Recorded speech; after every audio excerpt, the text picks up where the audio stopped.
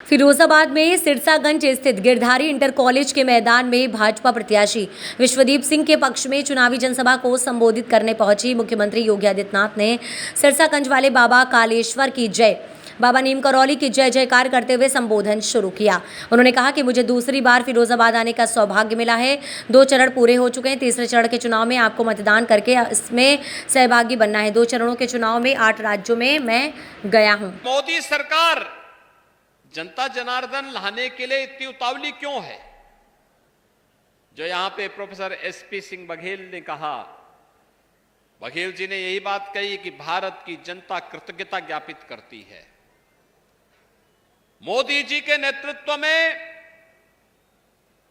पिछले 10 वर्ष के अंदर जो अभूतपूर्व कार्य हुआ है, देश के सम्मान के लिए, देश की सुरक्षा के लिए, आतंकवाद और नक्सलवाद के खात्मे के लिए, विकास के लिए, गरीब कल्याण के लिए, इन सब के प्रति कृतज्ञता ज्ञापित करने का काम हो रहा है।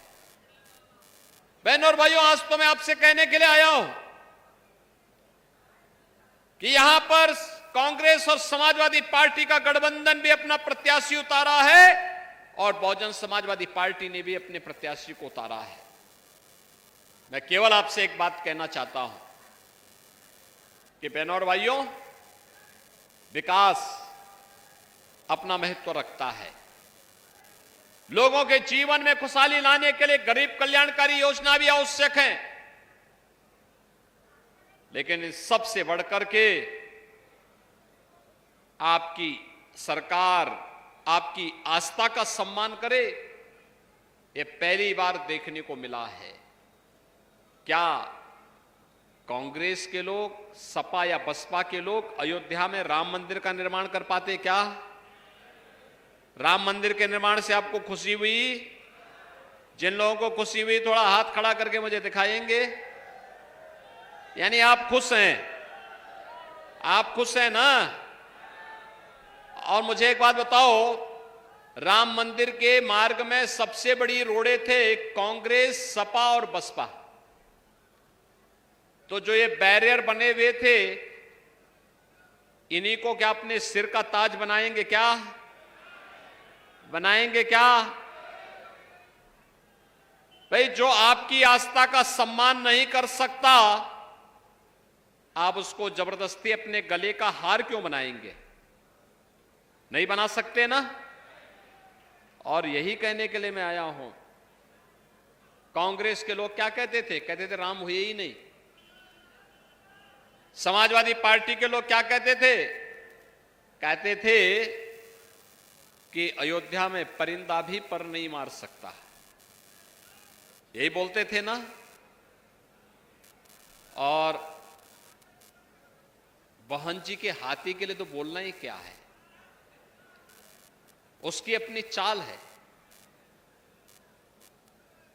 और इसीलिए मैं आपसे कहने के लिए आया हूं, अयोध्या में राम मंदिर का निर्माण भी हो गया है, काशी में काशी विश्वनाथ धाम का निर्माण हो गया है, और कल आपने माननीय उच्च न्यायालय के फैसले को भी पढ़ा होगा।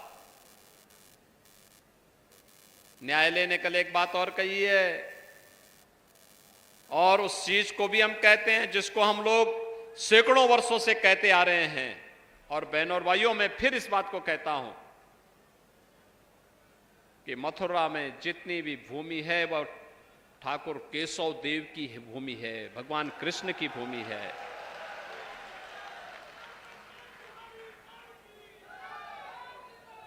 बहनों और भाइयों,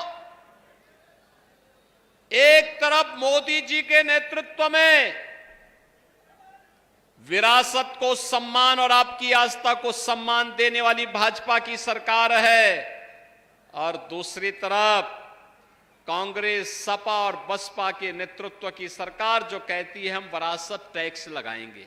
यानी ये औरंगजेब के नए अवतार पैदा हो गए हैं जो कहते हैं विरासत टैक्स लगाएंगे। जैसे औरंगजेब ने जजिया कर लगाया था ना हिंदुओं पे, क्या आप जजिया कर देंगे क्या स्वतंत्र भारत में? लेकिन ये जजिया कर आपसे वसूली करना चाहते हैं। कमाई आपके बाप दादा करेंगे, आपके पूर्वजों ने कमाया होगा। अब लूटने के लिए कांग्रेस सपा के लोग आएंगे और कहेंगे तो हमारा विरासत टैक्स हो गया, आधी प्रॉपर्टी पे जबरन कब्जा कर देंगे। क्या आप इसको स्वीकार करेंगे? क्या यह देश स्वीकार करेगा? बहनों और भाइयों, ये आपके हक पर डकैती है। दूसरा, बाबा साहब भीमराव अंबेडकर ने जब 1950 में देश का संविधान देश को समर्पित किया, तो संविधान बनाते समय उन्होंने एक बात का उल्लेख किया था। उन्होंने कहा था, धार्मिक आधार पर देश के अंदर आरक्षण नहीं हो सकता, नहीं हो सकता है, क्योंकि यही कारण देश के विभाजन का बना था। लेकिन आज कांग्रेस ने अपने मैनिफेस्टो के माध्यम से फिर से भारत के विभाजन की आधारशिला रखने की कुछ चेष्टा की है। वह कहता है कि पिछड़ी जाति को मिलने वाले आरक्षण का एक हिस्सा काट करके हम मुसलमानों को दे देंगे, अनुसूचित जाति के आरक्षण का एक हिस्सा काट करके मुसलमानों को दे देंगे। यानी जो बाबा साहब भीमराव अंबेडकर कहते थे, ठीक उसके विपरीत कांग्रेस और सपा के लोग कर रहे हैं। क्या आप इसको स्वीकार करेंगे? क्या बहनों और भाइयों, ये देश को नुकसान पहुंचाने की साजिश के तहत कांग्रेस और सपा के लोग फिर से साजिश रचने लग गए हैं। जब ये लोग सत्ता में थे तब कुछ नहीं कर पाए थे। देश का सम्मान इन्होंने गिरवी रख दिया था, सीमाएं असुरक्षित थी, कभी भी कोई दुश्मन देश भारत की सीमा में घुस जाता था। आतंकवाद और नक्सलवाद सिर चढ़ करके बोल रहा था, कहीं भी विस्फोट हो जाता था। विकास के कार्य ठप पड़े थे, गरीब कल्याणकारी योजनाओं में डकैती पड़ती थी, गरीब को मिलता ही नहीं था।